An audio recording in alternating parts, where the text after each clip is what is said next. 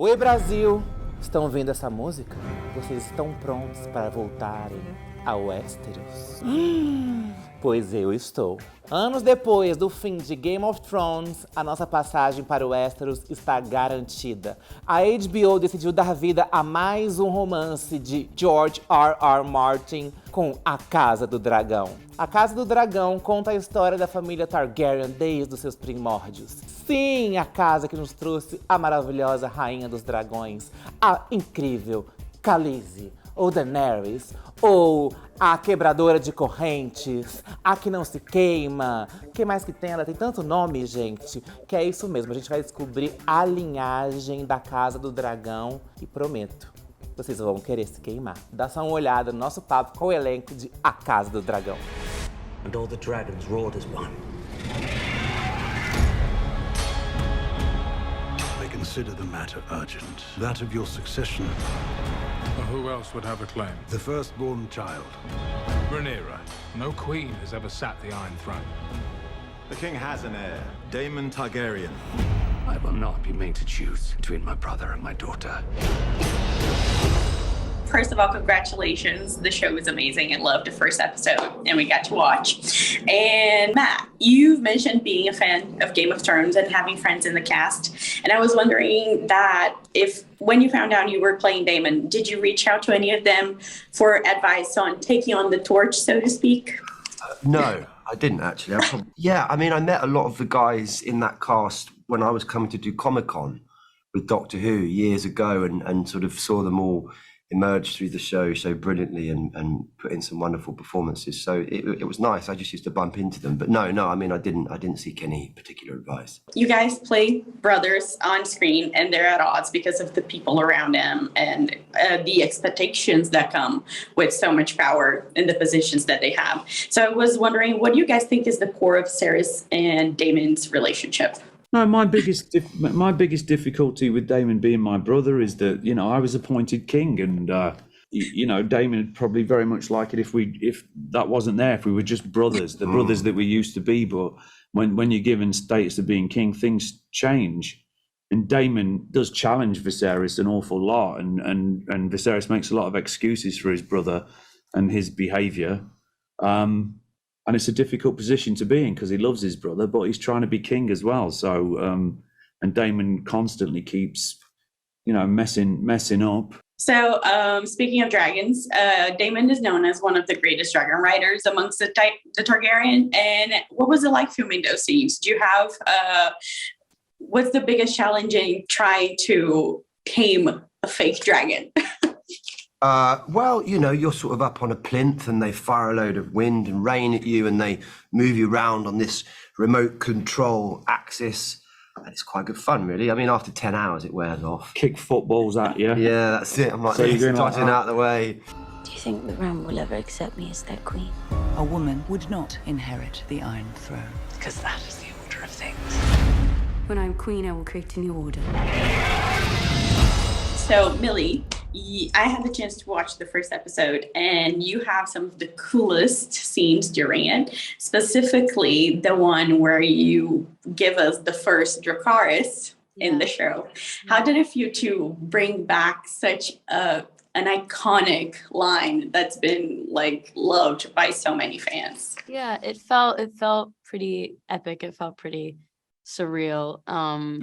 And it kind of felt like, we're doing the show. This is the show now. We're shooting Game of Thrones. So that was exciting. It was very exciting. You play the younger version of Rhaenyra, and she goes through very intense losses at a critical point in her teen years. What do you think her biggest challenge as a teen still, but a woman specifically in Westeros is? I think losing her, you know, that tragedy that happens is the hardest thing that happens to her, because ultimately she's lost all of her support system. She has nobody else who's in the same position as her. She has Alicent, who's in a similar position as her, but nobody who fully grasps the responsibility that she has to carry and that she has to bear. So I would say that tragedy. So guys, this show is all about bloodline and succession and familial relationships. Do you guys think that people will find their villain and their hero in this story, or is it just not that black and white? I don't believe in heroes and villains. No, nor do I. Not in love. I don't think I just don't think it's very interesting. Although when we were at Comic-Con 2 days ago, someone pointed at me and went, "That guy's Sir Kristen Cole. I hate that dude." Yeah. So I don't. Maybe the fans feel differently, but that did happen. You already got a little taste of the fandom. I'm getting early. You're hated. I'm already hated, dude. How's that? What am I gonna do? How do I come back from this? Yeah, and it's like I don't. Yeah. Anyway, no spoilers. Speaking of Comic-Con, Fabian, you told the fans that you had a little bit of an accident with your sword. Can you tell us a bit more about that? I wish I'd never said this. Actually, Matt's fault, I think, because my sword rebounded. No, his sword rebounded off my shield, and then his sword hit him in his face. Oh, so he basically just hit himself. He basically hit himself in the face. If Rhaenyra comes into power, she could cut off any challenge to her succession. I am to inherit the Iron Throne. She will block my way. Our hearts remain as one. Oh, our hearts were never one. Have you never imagined yourself on the Iron Throne? You guys play two very different characters who start as friends and they eventually drift apart due to the manipulations of the men around them and also their own ambitions. What do you think is their biggest challenge as women in Westeros? My character's got a really interesting line where she fully believes that her role is not to lead but to guide. And I think that is what the women in Westeros who have a little bit of power are told. Leave all the decision making to the men. They know better. Your job is to start breeding from as younger age as possible. What was the question? What was the question? I'm so sorry. What was their biggest challenge as women? So trying to work with your very limited power and to always be the smartest person in the room and to always be 10 steps ahead of all the men, because all they want to do is just get the women out of the room. 100%. And the series starts. This series starts with a woman, Rhaenys, who has her heirdom taken from her and given to a younger, less experienced man. Like, we are in a context where women get shafted, especially those who reveal themselves to have any desire for power. And I think one of the questions of the show is, if you are a woman looking to rule, how do you undo those prejudicial views and show your electorate or male subjects that you are not other, you are the same, in a world where womanhood is equated with incapacity, passivity, amenability, motherhood. How do you work with that, and will you ever be taken seriously in a position of power? Rhaenyra's succession will be challenged. Knives will come out. You are the king. Your duty is to take a new wife. I have decided to name a new heir. I'm your heir. War is afoot. Eve. So being the queen that never was, you said, really pisses Rhaenys off.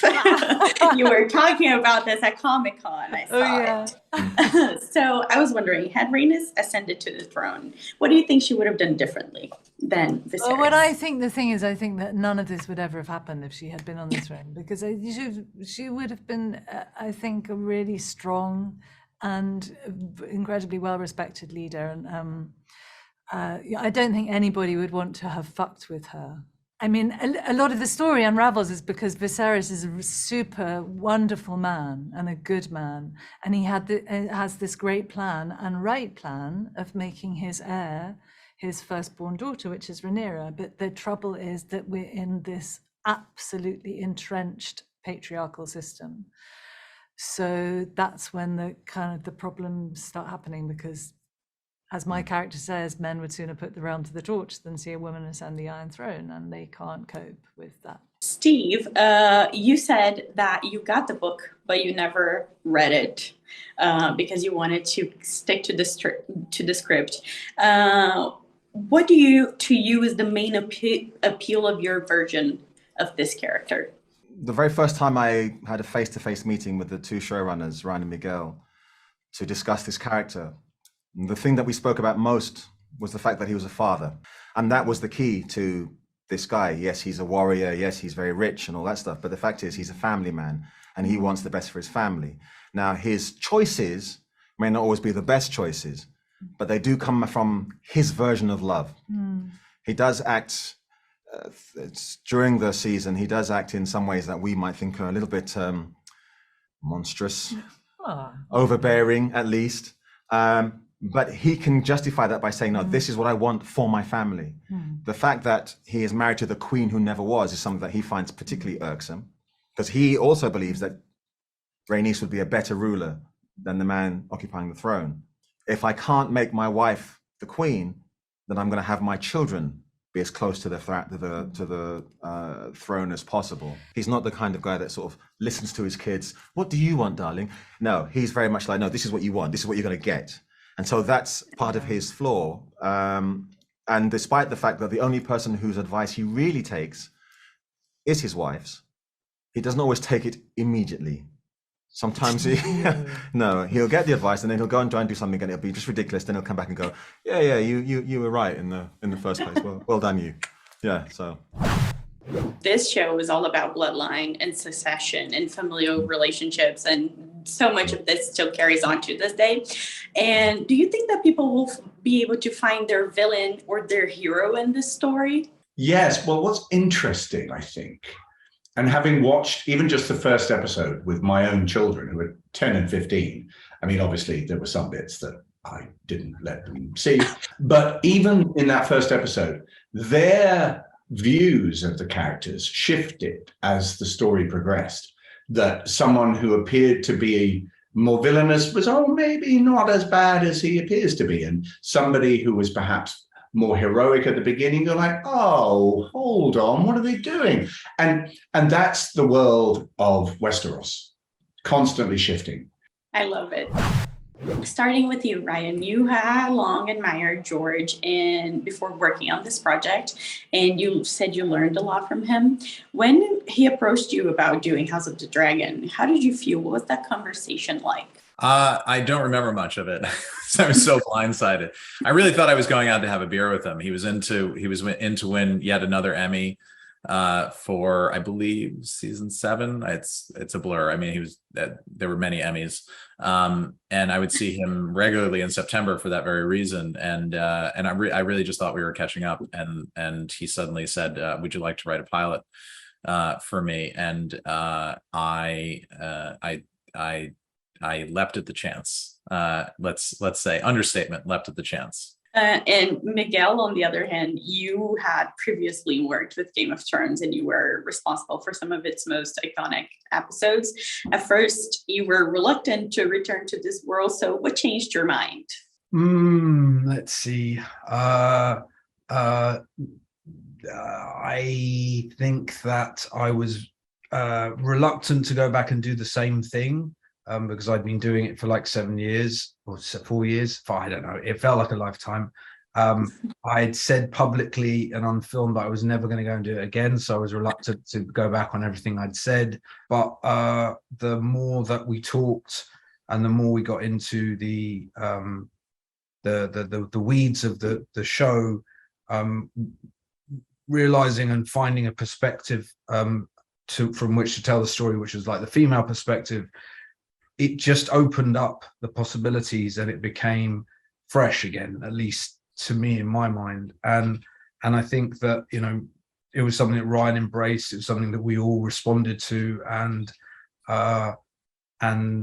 you're away. And then, I mean, to be absolutely honest, we then cast Olivia Cook and Emma Darcy, and they were just like the icing on the cake.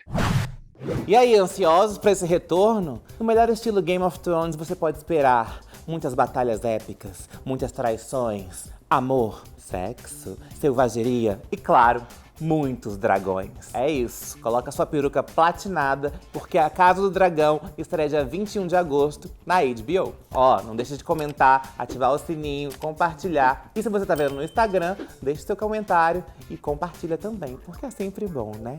Senão eu mando meu dragãozinho atrás de você. Beijo! Have you never imagined yourself on the Iron